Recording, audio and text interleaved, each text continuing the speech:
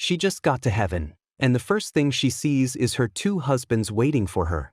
One was her first love who died on the battlefield, and the other is the man who was married to her for 67 years.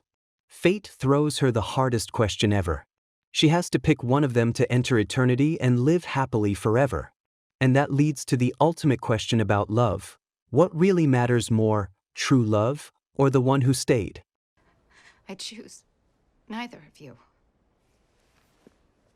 You're kidding, right? So you're gonna hurt 3 people instead of 1? Joan and Larry are a couple who've been together for 67 years. They argue sometimes, but they always stay by each other's side. Lately, they're talking about where to go on vacation. Larry wants the sunshine on the beaches of Florida, while Joan wants to visit the Rocky Mountains.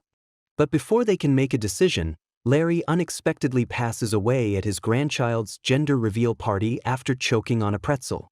When he arrives in the afterlife, what he sees completely shocks him. This isn't the heaven he imagined at all. Everything looks like a busy central station. He's confused and tries to find help, but everyone just tells him his afterlife coordinator will explain everything.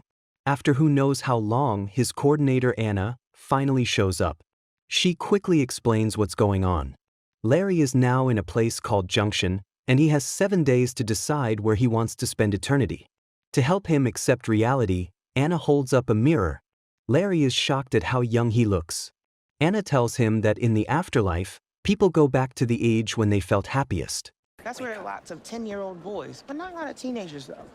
Even so, Larry still refuses to accept reality. Larry, wake up, come on, buddy, come on. What the hell is that? If you were dreaming, you wouldn't feel that pain.